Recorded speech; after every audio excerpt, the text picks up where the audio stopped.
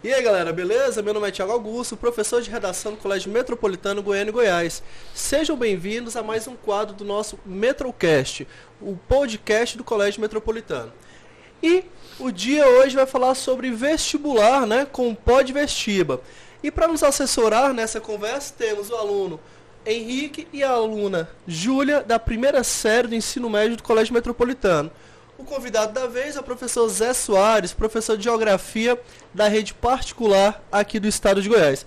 Sejam todos bem-vindos. Zé, seja muito bem-vindo aqui ao nosso projeto, à nossa sala. Agradecemos a participação, beleza? Eu sei que o tempo de professor é corrido. E fique à vontade. E eu gostaria primeiro, Zé, antes de você falar já vai mandar muito obrigado, que você se apresentasse. Ah, sim. Falasse quem que é o Zé Soares, quem que é o professor Zé Soares, quais são os projetos dos quais você faz parte. Certo. Primeiramente eu quero agradecer o convite. É uma satisfação muito grande estar aqui com vocês. Sou professor de Geografia, como o Thiago falou, da rede privada já foge até dos limites de Goiânia, né?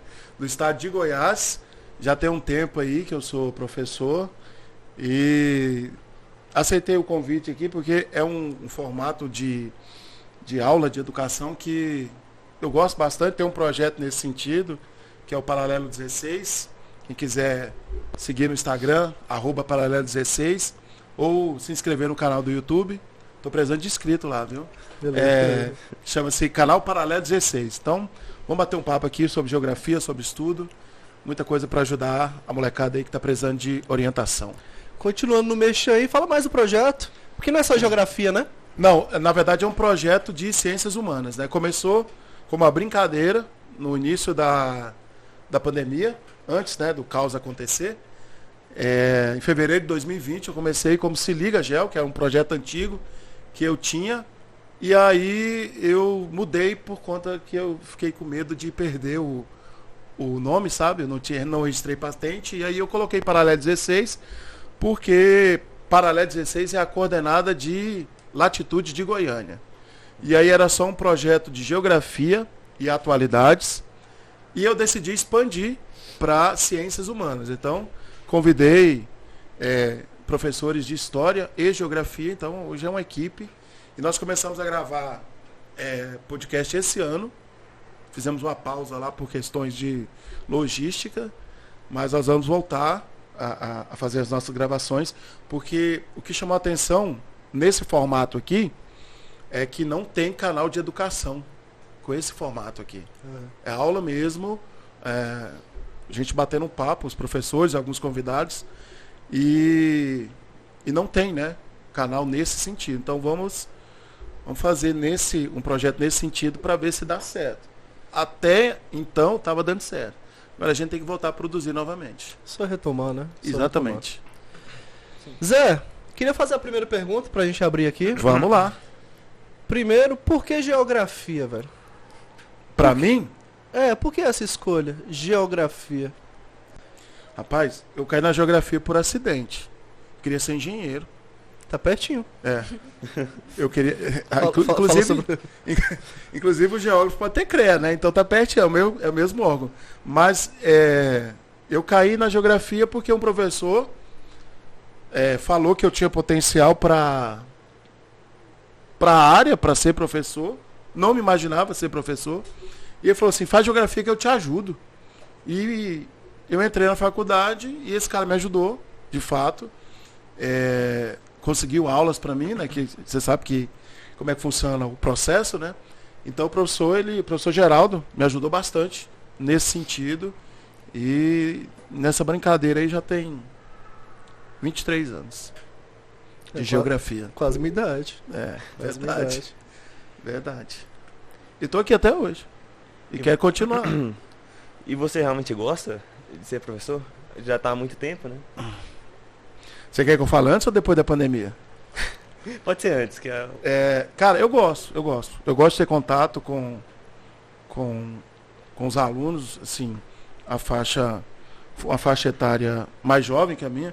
Porque, tipo assim, como eu trabalho em muitas escolas, cara, a minha profissão, e o Thiago sabe disso, nossa profissão não é uma profissão monótona. Sim. Então, você tem uma série de eventos que acontecem dentro de um intervalo de 50 minutos, que é a duração de uma aula. Então, uma aula não é igual a outra, você muda de turma, você muda de série, você muda de escola. Um dia eu estou em Goiânia, outro dia eu estou em Aparecida, eu vou para Itaberaí. Então, assim, eu gosto, eu sou muito realizado profissionalmente.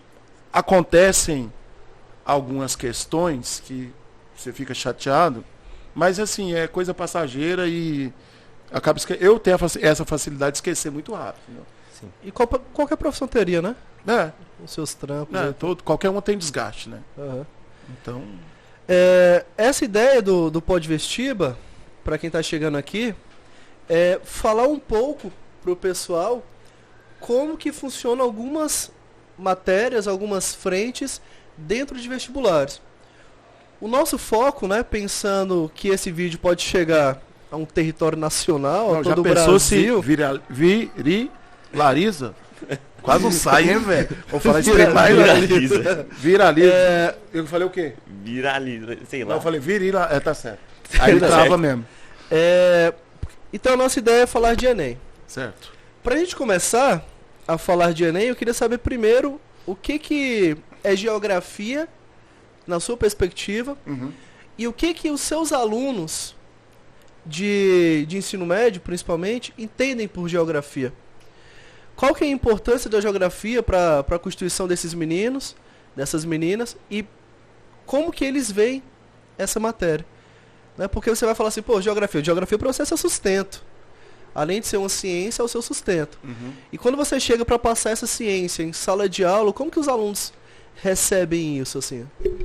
Cara, é o seguinte, a geografia, ela mudou a sua área de atuação ao longo da história, entendeu?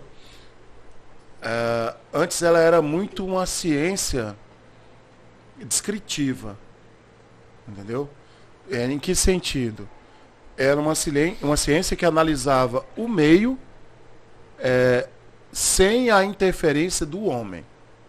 Então estava muito mais associada à questão de estudar clima, relevo, hidrografia, vegetação. No Brasil... Geografia física. Isso. No Brasil, falando em geografia escolar, essa foi uma realidade do ensino até os anos 90. Eu peguei uma boa parte dessa fase da geografia descritiva. Então era decoreba mesmo. Então eu tinha que saber quais eram os afluentes da margem esquerda do rio Tocantins. Nós estudávamos alguns assuntos de outras áreas, mas o que predominava era essa geografia física. E gradativamente foram acontecendo mudanças, né? Porque, tipo assim, a geografia tem como principal objeto de estudo o espaço geográfico. E o espaço geográfico ele é resultante de uma série de intervenções do homem e da própria dinâmica do meio. Então, o homem interferindo no meio, ele forma esse espaço geográfico. E aí, o leque de possibilidades para estudar a geografia, ele foi sendo aberto. Eu costumo falar assim que a geografia, ao mesmo tempo, é tudo e é nada. Por quê? Por exemplo, eu estava até falando com o Uber que quando eu estava vindo para cá, porque ele falou que o primo dele é professor de geografia. Sempre tem um primo. Meu primo é professor também de geografia. E aí, a geografia ela me permite, porque eu sou licenciado e eu sou bacharel em geografia também. Então eu poderia trabalhar como técnico, se eu pagasse o CREA, né? Por isso que eu falei que o algo é o mesmo lá que o engenheiro. Por exemplo, vamos supor que você, Thiago, tem uma propriedade, dentro da sua propriedade tem um rio, passa o rio. E você quer extrair areia daquele rio, né? Só que você precisa de um laudo, de um profissional da área, para que você apresente para os órgãos competentes que a extração da areia dentro da sua propriedade não irá promover nenhum impacto ambiental, que nós chamamos de RIMA, Relatório de Impacto Ambiental. Eu posso fazer isso, desde que eu esteja com as minhas mensalidades ou anuidade, não sei como é que fala mais, lá no CREA em dia, eu posso. Só que, tipo assim, é muito restrito. Aí eu posso trabalhar com isso. Aí tem o engenheiro ambiental, que tem status, né? É uma geografia glamourizada, você entendeu? E aí tem, por exemplo, eu posso trabalhar com planejamento urbano. Mas aí você tem o arquiteto, que também faz esse trabalho. Nas minhas aulas eu falo sobre economia, mas tem um economista que fala sobre isso. Vamos lá. Eu poderia falar também sobre pedologia, estudo de solo, mas aí tem um geólogo. A gente está falando de uma grande ciência que foi fragmentada. Exatamente. A geografia, com o passar do tempo, ela foi se fragmentando, ela foi, não sei... Virando outras faculdades? Não sei se ela foi... se a classe não conseguiu ter a força suficiente para manter a disciplina, a ciência unida, mas também o mundo mudou, né? Então você não pode deixar a cargo de um só profissional, estagiária, então o mundo do trabalho mudou. Porque se for pensar em uma faculdade bem feita de geografia, com todas essas outras faculdades dentro, é um baita de um profissional, né? E é um curso gigante. Muito. Em 4, 5 anos isso não consegue ser feito, né? Porque você pega 4 anos de arquitetura, 4 anos de engenharia ambiental, mais 4 anos de não sei o quê. O negócio é tenso. Por isso que eu falei pra você que é tudo e é nada. Por quê? Porque pega um pouco de cada área do conhecimento. E aí, com todas essas mudanças, o que acabou sobrando pra gente? Sobrando assim, no bom sentido, viu? Senão o povo vai pensar, não, ele Mas não gosta. Todos os aspectos que você falou são relacionados ao físico, né? Sim. Ao físico. Não, tem política e econômica também. Pode estudar economia, pode desculpa, você falou de cientista economia. político, né? Sim. Eu posso fazer uma análise política, não dentro desse contexto que a gente está vivendo agora, uma análise geopolítica, né? Porque dentro da geografia, você tem a categoria geografia política, que estuda como está estruturado, como se organiza do ponto de vista político uma nação, entendeu? E aí a geografia ela foi se fragmentando e nesse contexto os geógrafos eles foram se direcionando para a sala de aula, muito pela questão de mercado de trabalho também, porque as outras áreas elas empregam essas outras ramificações que a geografia tinha, elas empregam, mas empregam com uma quantidade menor, entendeu? Aí a galera começou a se direcionar para a sala de aula. E essa direção para a sala de aula foi fazendo com que a gente tivesse um currículo específico para a sala de aula também. Sim. E aí o currículo foi mudando. Deixando outras coisas de lado. Sim. Aí quando você chega em sala de aula e fala assim, cara, eu sou professor de geografia, o que você transmite para os alunos? Ou o que esse currículo quer que você transmita para os alunos? E o que os alunos veem que é geografia? Porque talvez a minha perspectiva do que é redação não seja a mesma perspectiva do aluno que esteja assistindo uma aula de redação. Sim. Como antes de falar sobre isso, Sim. eu posso falar qual foi a reação das pessoas quando eu passei no vestibular? Por favor. Eu me lembro como se fosse hoje. Perguntaram, que eu raspei na época eu tinha cabelo. aí eu raspei a cabeça, e aí, mas o que foi que você raspou a cabeça? Não, porque eu passei no vestibular, porque tinha um hábito, né? Hoje em dia quase nem se está fazendo mais, né? Raspava a cabeça porque tinha passado no vestibular. E aí, você passou para quê? Eu passei para geografia. E aí você vai fazer o quê? Eu falei, não, eu vou dar aula. Aí falavam assim, coitado. Né? Porque existe essa imagem da figura do professor. Quando eu entro na sala, eu falo para os alunos que a geografia é a ciência que é a área do conhecimento que permite que eles compreendam o mundo que eles vivem. Porque a geografia ela te permite isso. Você consegue sair para diversas localidades estando dentro da sala de aula. Entendeu? Entendeu o que eu quis falar? Sim. Você sai da sala de aula sem sair. A geografia permite isso. Por quê?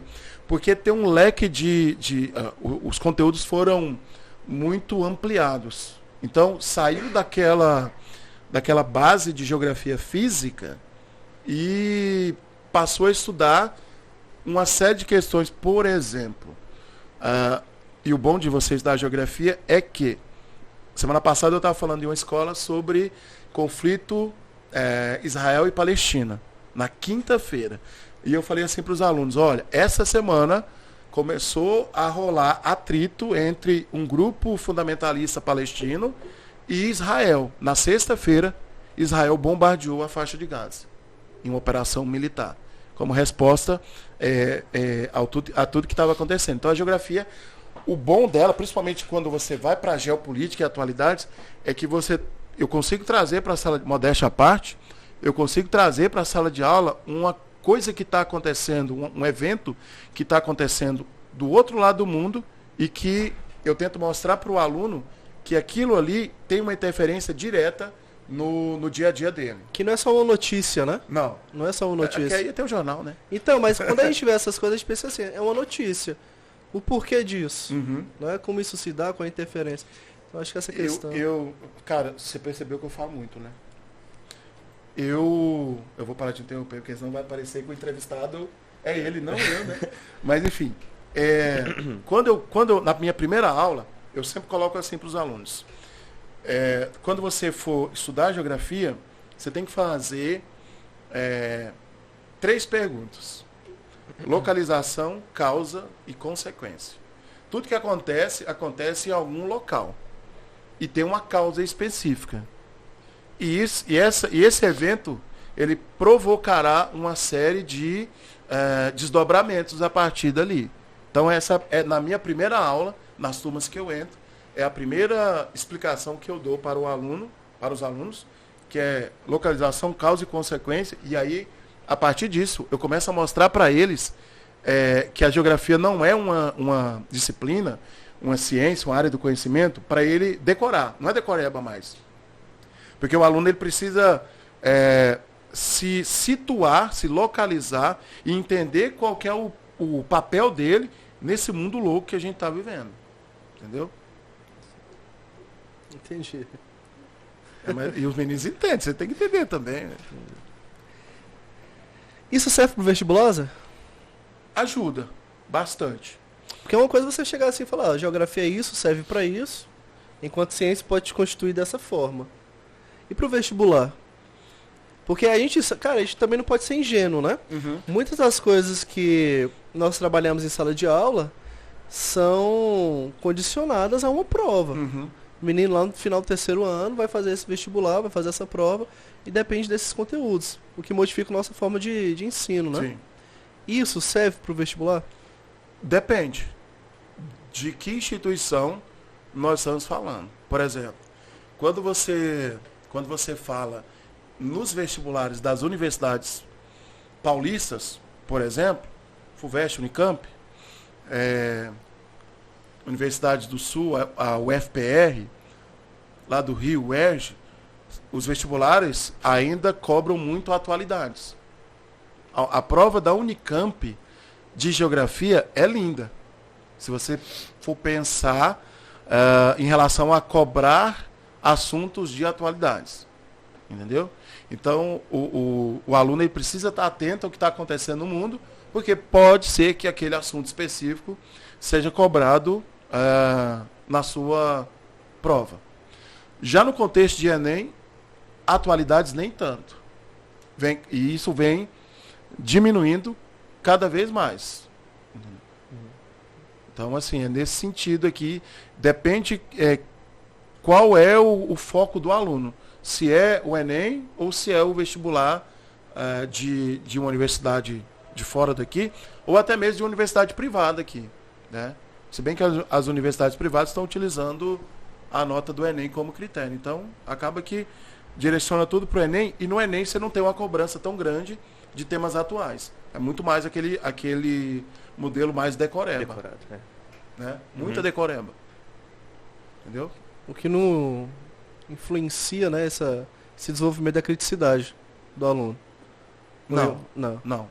Na verdade, não ajuda em nada, né? Esse modelo de prova, não sei se nem se pode falar já nesse momento aqui, mas nos últimos anos, o modelo de prova do Enem não é um modelo que, na verdade, não ajuda o aluno em nada, né?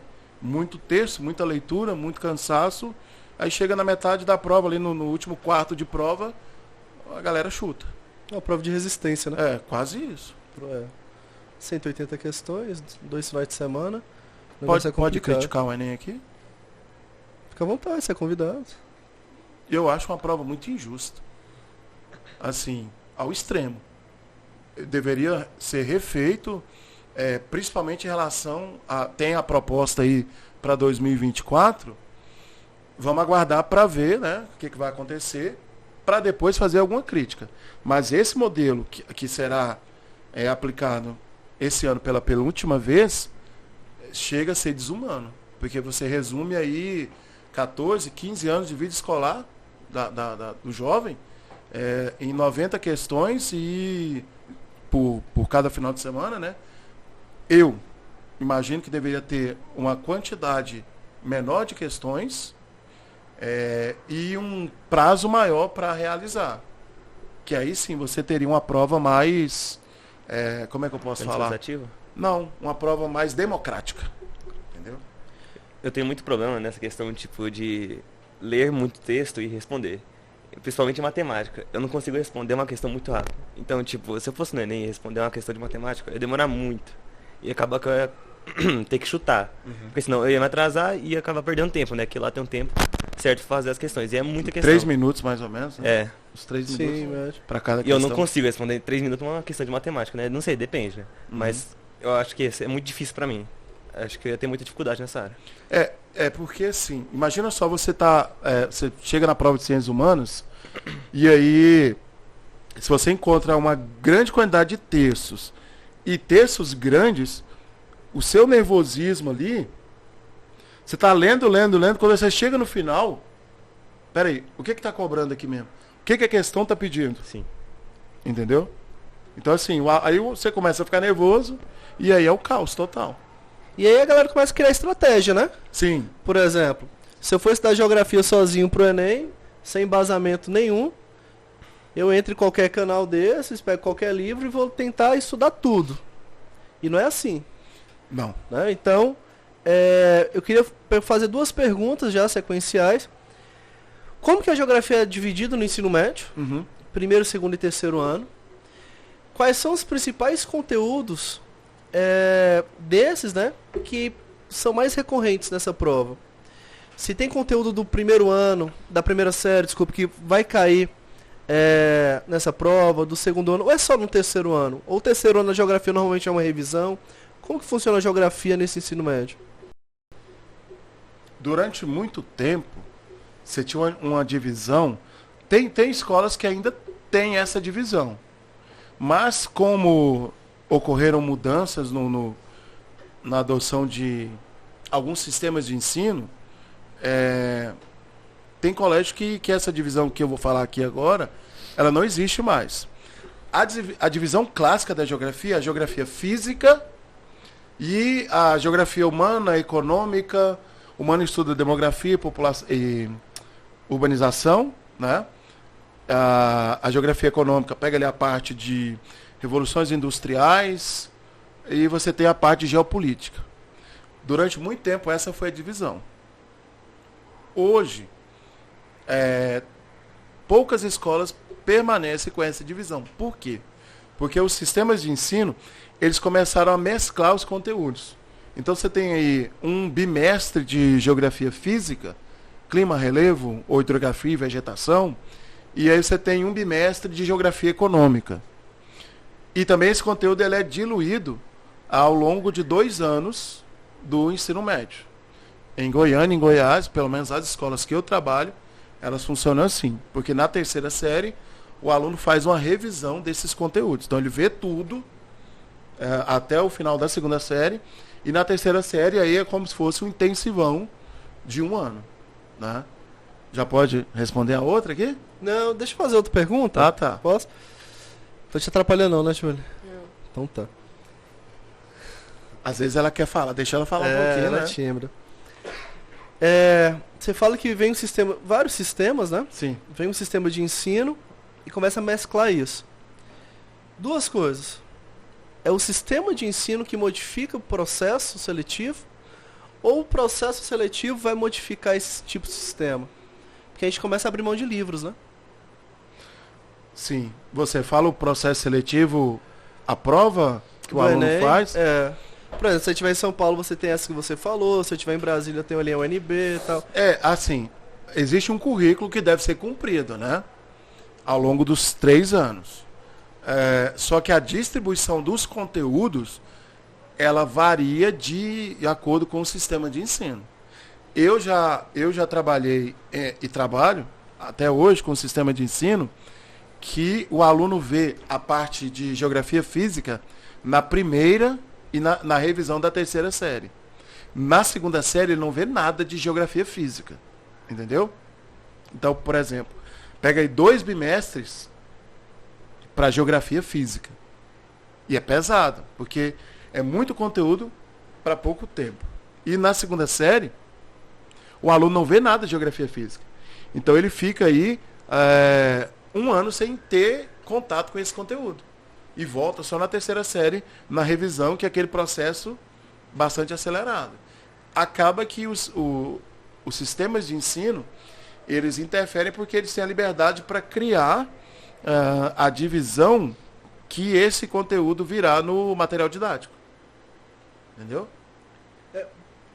O que me preocupa nesse momento aí, Zé, pensando não só em geografia, mas nas outras matérias, é que esse sistema nem sempre, né, condiz com a realidade daquela cidade, daquele estado. Não. Não é segredo para ninguém que o eixo sudeste, né, produz a maioria desses materiais. Aí ele vai exportando para outras realidades. Né? Eu já dei aula com o sistema de ensino que trazia no material só questão de São Paulo. E eu vou dar aula para a UEG, é um outro tipo de conteúdo, é um outro formato de prova, né? Então, isso atrapalha na geografia também, se o menino estiver pensando assim, vou estudar para o Enem, eu tenho esse material aqui em casa. Uhum. O que ele deve levar em consideração? Então, você falou uma coisa aí do pessoal do Sudeste que produz material. Tem um sistema de ensino, eu não vou citar o nome aqui porque eu não estou recebendo o merchan, né? Mas é um E a gente nem tem dinheiro para ser processado, então por favor. Tem um sistema de ensino grande de Minas que eu recebi um convite, porque além de professor, eu sou... Olha que chique isso. Eu sou autor de material didático. E eu achei interessante a proposta deles, porque eles têm um projeto de inserir na 2ª série do ensino médio uma geografia mais regionalizada. Então, tem um conjunto de capítulos que tratam da geografia do Centro-Oeste, geografia do Norte, geografia do Nordeste, que são realidades socioeconômicas completamente distintas, para que o aluno lá do Sudeste tenha contato. Aí o projeto deles ter um professor da região escrevendo sobre a região que ele mora. Aí eles chegaram até mim por conta do meu projeto, do Paralelo 16, mandaram um convite e eu falei, olha, eu escrevo, mas eu preciso de um tempo para chegar no padrão que vocês querem. Não tem problema não, você pode ir produzindo, só que uma coisa que eles me falaram foi o seguinte, já veio pré-determinado quais assuntos eu iria falar. Aí falei de clima, vegetação, problemas que existem aqui, dei uma ênfase muito grande para a construção de Brasília, né?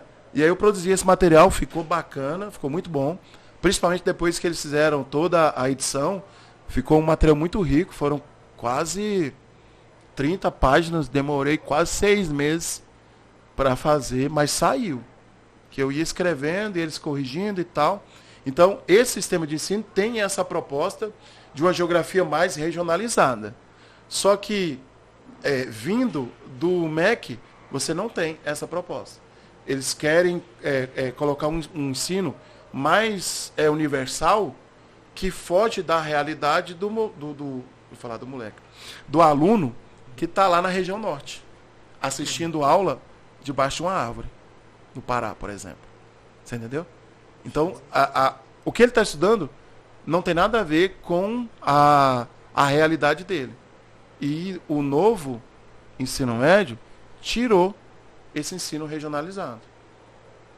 Você falou de vestibulado aqui, o que as escolas faziam? Quando nós tínhamos vestibulares regionais, no caso da UEG, Da UFG também.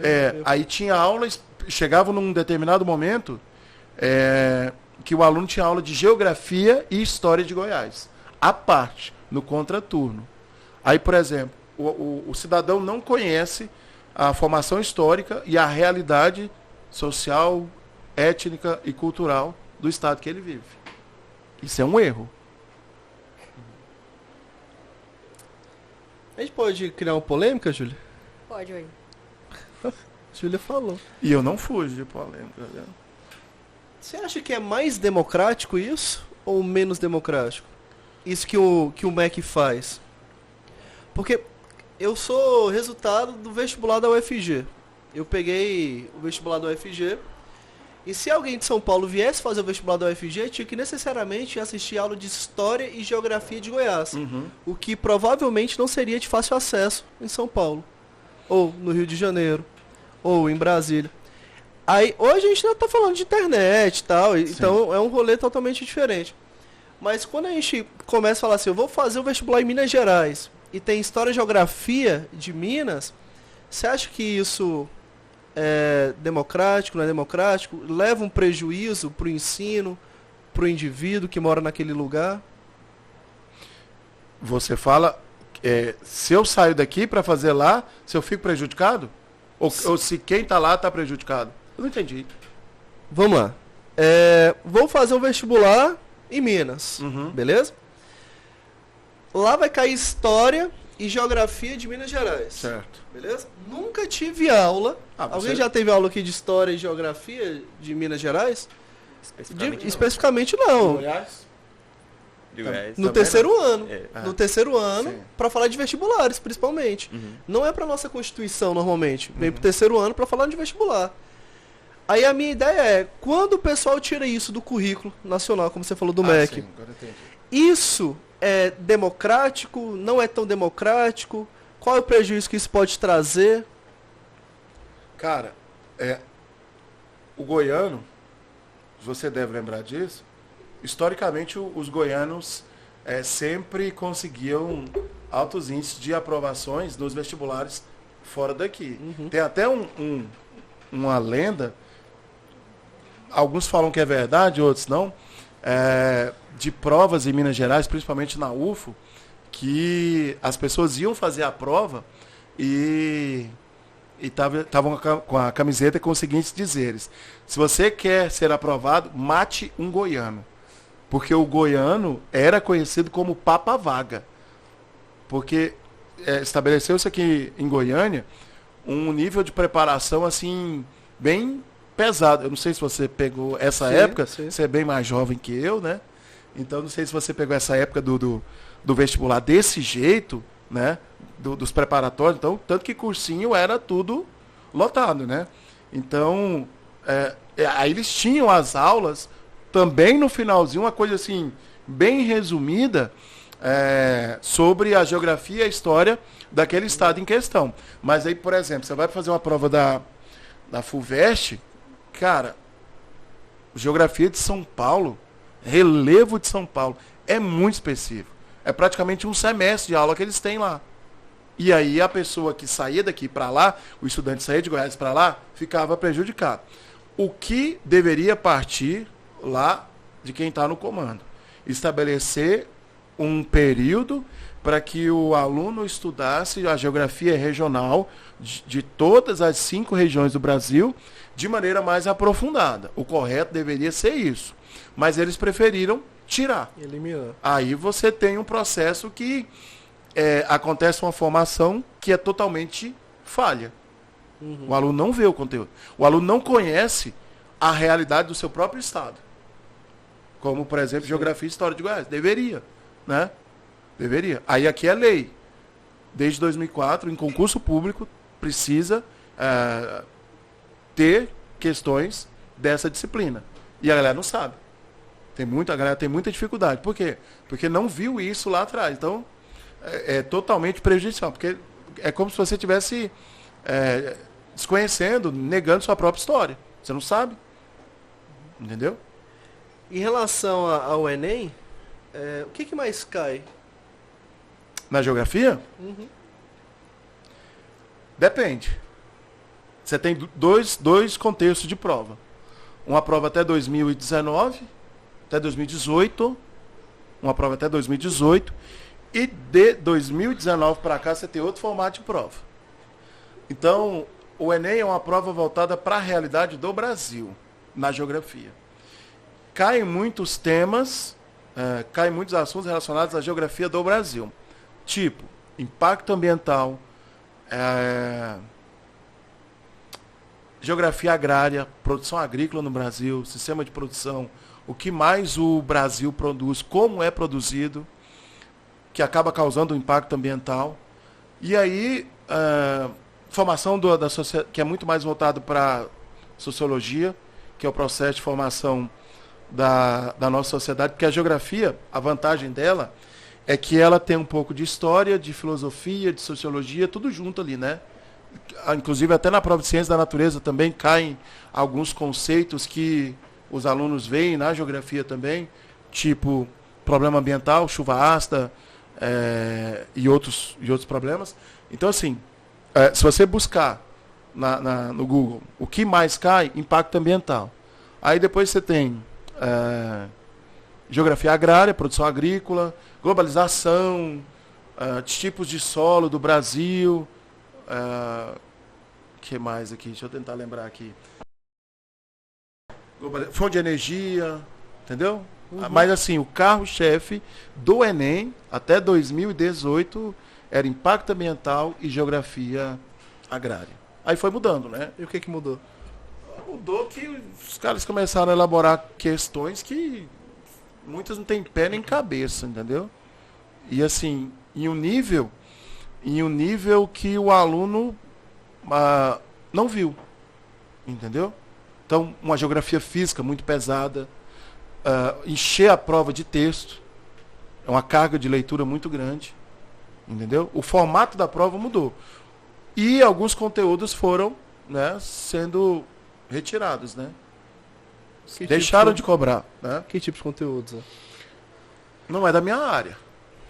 Não. Na sua área... Na minha área, por exemplo, um tema que é muito polêmico, desmatamento no Brasil. Tem grupo que afirma que, independente da questão político-partidária, até porque aqui não é o propósito disso, né? Mas você tem grupos que afirmam que o desmatamento na Amazônia está aumentando de maneira bastante significativa. Na outra ponta, você tem uma galera que fala que não. Entendeu? Então, o desmatamento da Amazônia está acontecendo. É uma realidade. E já vinha ocorrendo em outros momentos da nossa história. Só que nos últimos anos se intensificou. Por quais motivos? Aí depois a galera pesquisa aí por que o desmatamento da Amazônia aí para que essa... Do ponto de vista da redação, temas que são apagados socialmente, ou que às vezes tem boas discussões, mas não entram, né, naquele top das discussões ali, no Twitter, Instagram e tal. Quando aparece no Enem, ganha uma discussão muito boa. Que seja naquela semana, que seja naquele mês, porque existe essa ideia de adivinhar tema da redação do Enem. Então, por exemplo, quando o Enem pede ali em 2015, né, para que a gente fale sobre persistência da violência contra a mulher, quando ele começa a falar sobre estigmas associados às doenças mentais, quando ele fala de registro civil e a galera começa a se entender, esse tipo de tema ganha relevância e ganha discussão. Esses conteúdos da geografia, eles vêm saindo para que essas discussões não sejam feitas, por exemplo, dentro de um ensino médio, dentro de um ensino fundamental, dentro de um cursinho. Tem essa ideia para a gente falar assim, não quero que essa discussão vá para frente. Ou, eu só estou reorganizando a geografia, como você falou no início, que ela foi reorganizada, né, e foi diluída em outras áreas. O que você acha que tem acontecido? Existe uma reorganização? Existe um impedimento? Ou as duas coisas? Mais impedimento que reorganização. Por quê? São temas que são polêmicos e que que vão de encontro a questões político-partidárias. Ideológicas, né? Também. Não queria falar isso não, mas tocou no assunto. Não é só ideológico. Mas, por exemplo, você tem uma ausência, uma redução de uma formação crítica do aluno. Uhum. Porque eu já tive experiência em uma instituição que eu trabalho, em uma cidade que está muito ligada ao agronegócio. Muito. A presença do agro lá é muito forte. E um aluno da segunda série, o conteúdo da segunda série são 4 capítulos falando de agricultura. Até o 3º capítulo estava bacana. Por quê? Porque nós não tínhamos entrado e tocado na ferida. Aí tocou. Porque o 1º capítulo era surgimento da agricultura, como surgiu, como se desenvolveu ao longo da história. O 2 e o 3 eram sistemas agrícolas de países ricos. O 4 era a reforma agrária. Aí você... E o material desconstrói a ideia de reforma agrária. É que o que a maioria pensa? É coisa de países comunistas. Você vai perder a propriedade. E todo mundo sabe que não é assim. E aí, você busca exemplos ao longo da história. Na Roma Antiga, teve reforma agrária. Os irmãos Graco, é isso? Estudou Roma? Tem muito tempo que eu não vi isso, hein? Você lembra disso? Eu lembro, não. Alguém lembra aí? Roma? Alguém estudou isso. Eita, nós. Reforma agrária na Roma Antiga. Entendeu? Revolução Francesa. Reforma agrária. Uhum. Você entendeu? E se você pegar os exemplos que a reforma agrária deu certo, são países capitalistas. Estados Unidos. Homestead Act, século XIX. Lei de terras dele. Distribuiu terra. Entendeu? É uma reforma agrária. Os países socialistas, o negócio não deu certo. Por quê? Adianta dar terra se não der condição do trabalhador produzir? Aí, Zé, por que eu perguntei isso? Porque eu estou aqui me preparando, né? Tem aqui 2 pessoas que vão fazer vestibulares. Aí eles vão ver uma reorganização dos vestibulares. Essa reorganização faz com que o meu ensino também seja reorganizado. Beleza? Devo me comportar de uma forma diferente? Eu devo começar a evitar alguns conteúdos e falar assim, eu vou focar nisso. Porque como você está falando, essas coisas têm diminuído. Né? Então, eu vou evitando isso, foco mais nisso? Ou eu continuo estudando as 2 coisas da mesma forma? Você fala para o velho Enem ou para o novo Enem? Para o Enem de 2022, para o Enem de 2023. De 2024, essa galera é cobaia. Né?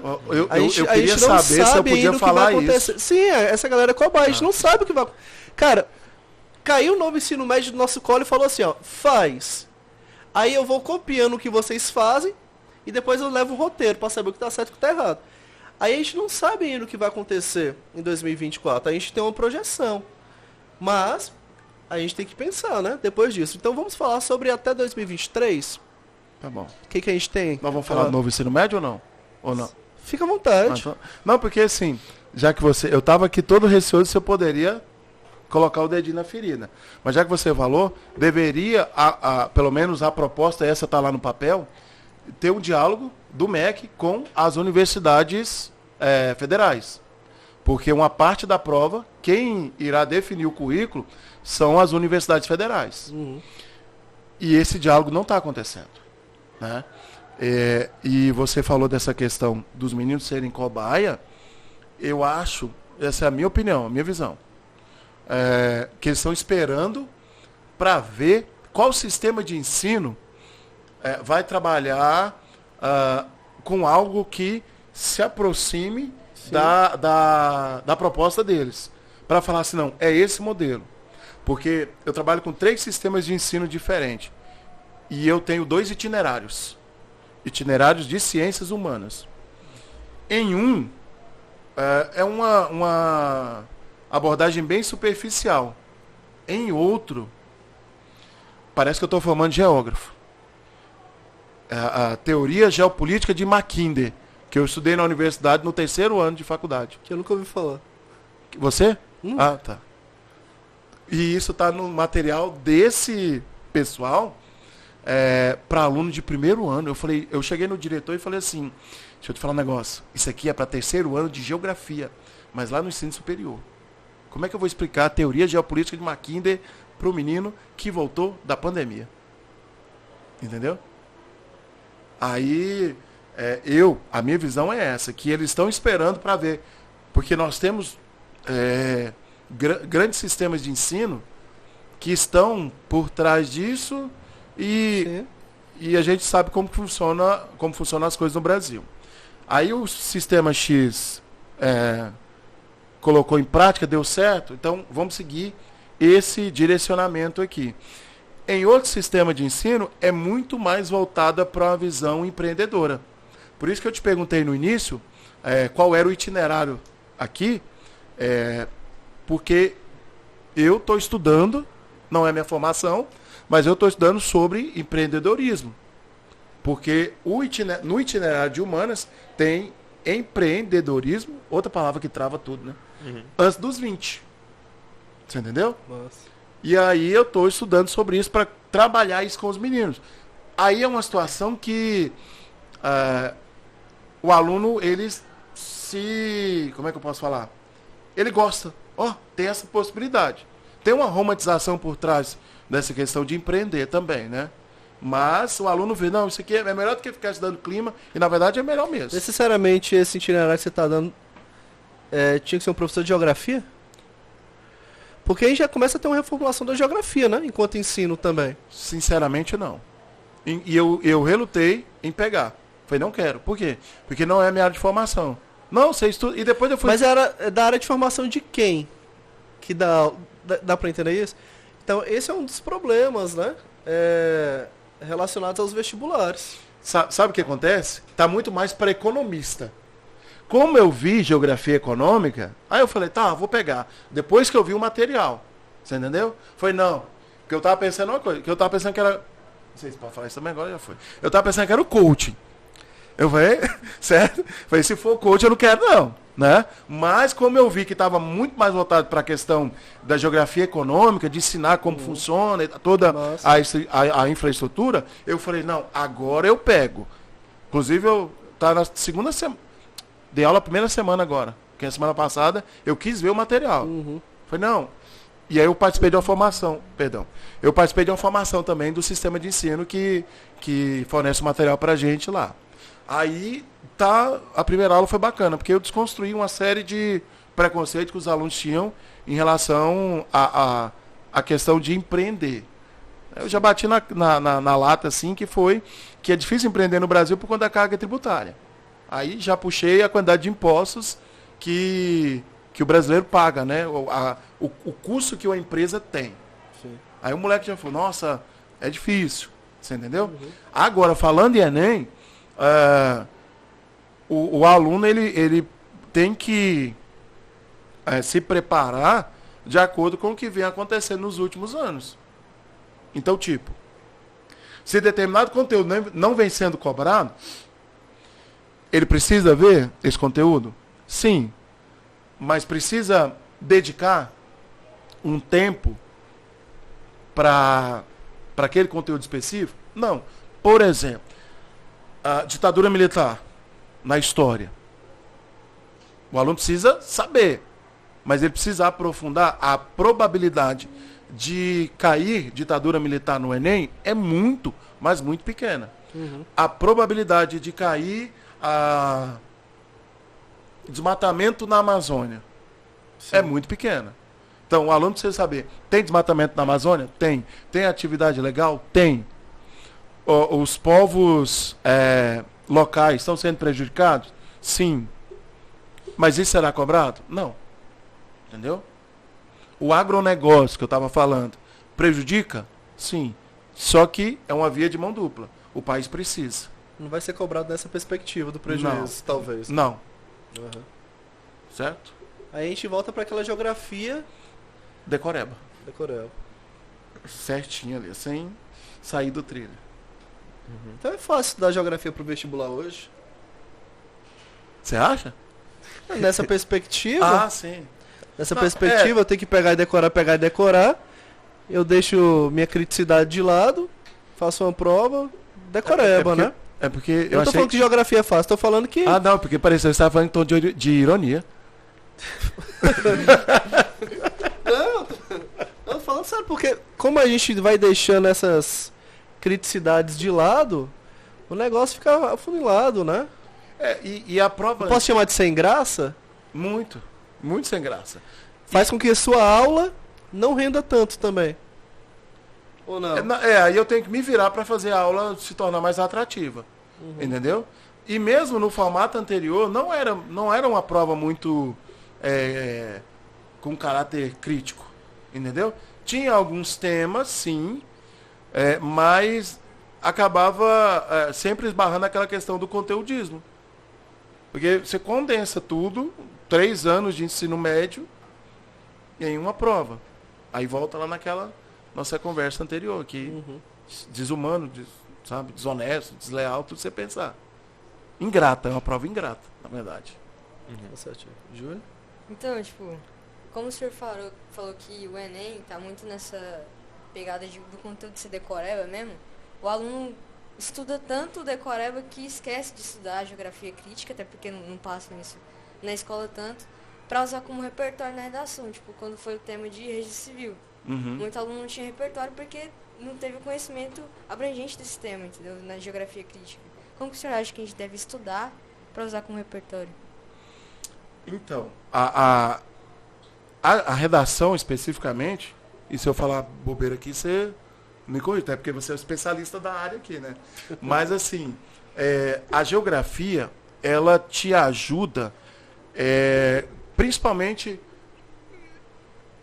se você puder, e normalmente eu acho que isso vem na sua coletânea, dados sobre determinado assunto. Por exemplo, quando caiu... Vem um infográfico ali, né, normalmente. Quando caiu, quando o tema foi aquele sobre cinema. Democratização do acesso ao cinema no Brasil. Aí tinha, eu não me lembro da prova, da coletânea, tinha gráfico falando sobre a quantidade de salas de cinema no país ou não? Não lembro especificamente a que se referia o dado, mas sempre tem um infográfico ali, né? Sempre tem uma porcentagem, alguma coisa relacionada ao IBGE, né? Aí te respondendo. Por que a galera deixou de... Falando desse tema. Por que a galera... E como que a geografia poderia te auxiliar? Por que a galera deixou de frequentar o número de pessoas frequentando o cinema de rua? Porque o cinema de rua e o cinema de shopping. Aí você tem todo um processo de esvaziamento dos centros em todas as capitais do Brasil. Se você for no centro de Goiânia, se você for no centro de São Paulo, no centro do Rio, o que você vai perceber? O centro, ele vem perdendo a sua função socioeconômica. Por quê? Porque os bairros, eles foram ganhando mais autonomia. E aí você tem um intenso processo de construção de shoppings e as salas de cinema migrando para o shopping, que nem sempre é bastante acessível. Aqui em Goiânia mesmo, como é que é o nome daquele cinema que tem lá na Rua 8? Hits? Tá para fechar. O povo pede assim, quase que desesperadamente, para que as pessoas assistam filme lá. Inclusive com o valor do ingresso bem abaixo do shopping. Por quê? Porque no shopping, o cara... Você tem a locação do espaço, né? Você tem o status. Encarece muito, né? Sim. E aí tem uma série de questões por trás disso. Por exemplo, segurança, o carro, segurança para você se deslocar. Uma coisa é você deixar o carro, aí você já vai para a questão da violência urbana. Entendeu? Então, assim, a geografia, a galera pensa, a geografia não está em nada. A geografia está em tudo. Entendeu? A geografia está em tudo. O simples fato de você vir para cá, você fez geografia, que é uma migração pendular. Você veio e você volta. Então, por que as pessoas não assistem mais filmes nos cinemas do centro? Porque o centro vem passando por um processo de esvaziamento. Aí o shopping é mais glamuroso, é mais caro e é mais excludente. Consequentemente, o número de pessoas frequentando a sala de cinema diminui. Então, assim, a geografia ela pode te ajudar com dados. E você tendo conhecimento da realidade do socioeconômico do seu país, da sua cidade, do seu estado, que a partir dali, a partir desse conhecimento, por exemplo, quando eu vou falar sobre urbanização, né? Eu desconstruo o conceito de periferia. Aí o aluno, periferia antes era o que estava afastado do centro. Aqui é periferia? Onde nós estamos? Depende do ponto de vista. E a periferia passou por um processo de transformação. Os condomínios de luxo foram para as áreas mais afastadas do centro. Aqui perto tem um mês, né? Tem um monte. É que eu vi um grandão aqui. Se você ficar 2 meses sem vir nessa região aqui, você vai ver um monte de condomínio já. Pois é. E aí o que acontece? O conceito clássico de periferia é sem infraestrutura e longe do centro. Hoje o conceito é longe do centro. Mas longe de quê também? Depende do seu referencial. Então, como que a geografia te ajuda? Porque os serviços do centro foram para as áreas periféricas, sim, né? Porque é aquela questão da autonomia dos bairros. Uhum. Você tinha que... Eu não deixei os meninos falar, velho, desculpa. Eu falo pouco, você Pode entendeu? falar, Henrique. Fica à vontade. E aí, a geografia ela te ajuda nisso. É uma compreensão da sua realidade socioeconômica. A partir disso, você leva para a sua prova. Aí você consegue desenrolar com o trabalho de excelência que o professor Tiago faz. Não ia falar nada, não. Só pra gente pegar essa fala da Júlia... Nós vamos fazer aqui 6 horas de podcast? Não, a gente já tá quase terminando. Porque você viu que eu falo pouco. Larga de ser ingrato. Seguinte, dentro da redação do Enem, nós temos competências, né, que serão analisadas de maneira isolada. Assim. São 5 competências. Quando a gente fala da segunda competência, nós estamos colocando nessa competência, além dos outros elementos, um negócio chamado de repertório sociocultural. E na competência 3, nós estamos falando de um negócio chamado de argumentação. A argumentação... Eu não sei nada disso, velho. A argumentação... Nada, não vou mentir não, velho. Vê lá o que você vai perguntar aí. Não, a argumentação, ela tem como base um repertório sociocultural. Tá? Eu preciso de um repertório, eu preciso fazer comparações, exemplificações, recortes históricos, geográficos e tal. E tem um problema muito grande que eu sempre falo para os meninos, inclusive falei para essa galera essa semana, que é o seguinte: evitem decorar texto dos outros para que vocês saiam bem no Enem.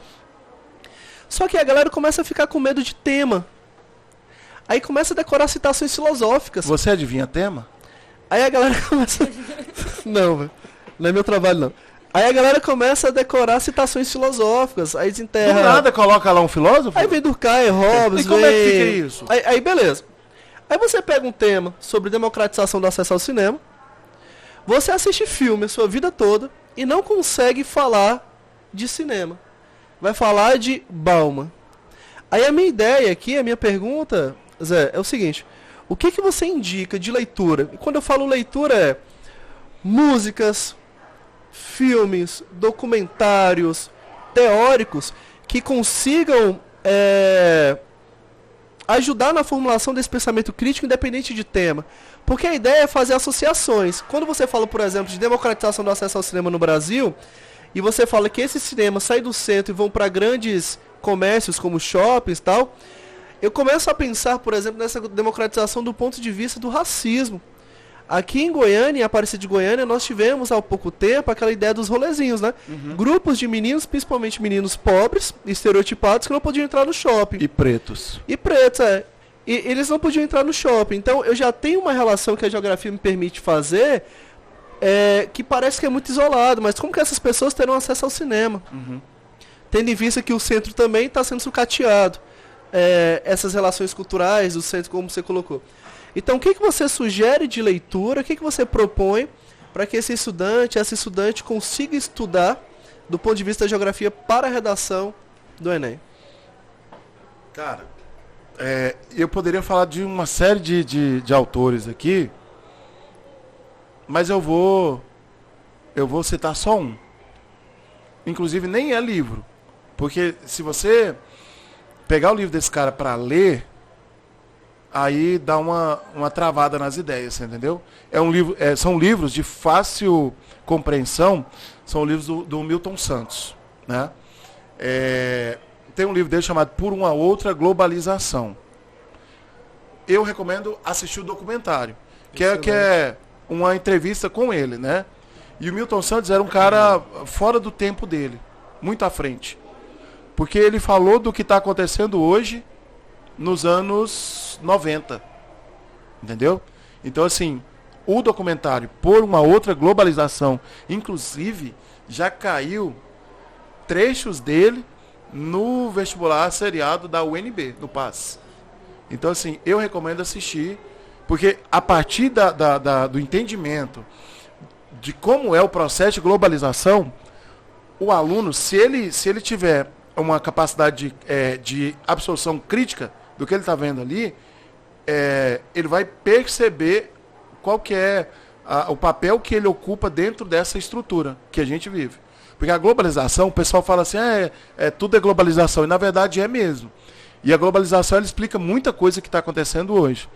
É uma zona de conforto, para mim, enquanto professor de geografia, e eu gosto muito de falar sobre globalização.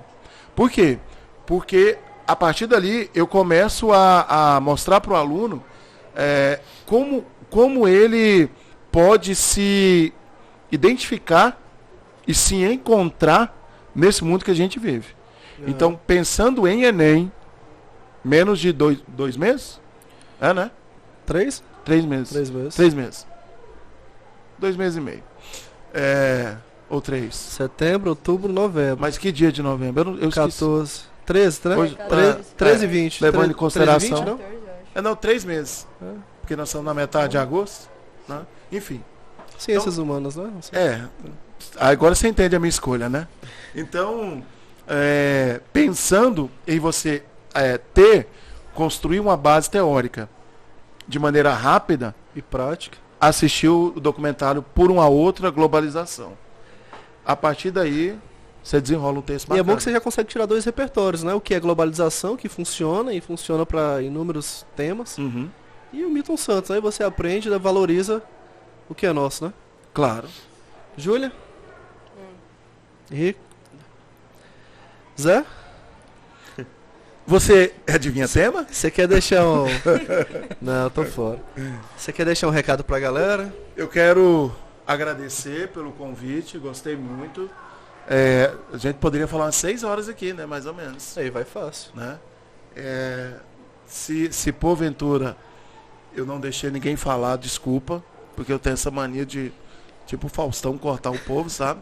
Mas obrigado pelo convite e se quiser me convidar para outros, eu estou à disposição aqui. Estou satisfeito de mais uma vez estar em um projeto com você. Muito obrigado. Obrigado mesmo. Agradeço a Júlia. Agradecer aos meninos também, né? A participação deles. Porque é um projeto deles, né? Eu queria falar pro pessoal de casa que é um projeto dos alunos do primeiro ano e a gente está tentando colocar isso em prática para propor um novo modelo educacional. E agradeço ao Zé também, valeu, tá? Pela participação. Obrigado. Paralelo 16 está convidado para compor uma mesa, pra gente falar de filosofia, história, geografia. O cachê é barato, viu? Tem caneca. E você já tem a sua, você traz. Sim, tá? Claro. Você traz. Beleza? Só que é uma sociedade, né? Não, beleza. Então, Zé, muito obrigado. Valeu. Pessoal de casa, muito obrigado. A plateia, né? Tem que falar do pessoal que tá ali na plateia, né? Ficamos também, né? por aqui, tem um pessoal da plateia ali. Ficamos por aqui com mais um podcast Pod Vestiba. Até mais, galera. Nos vemos por aí. Forte abraço.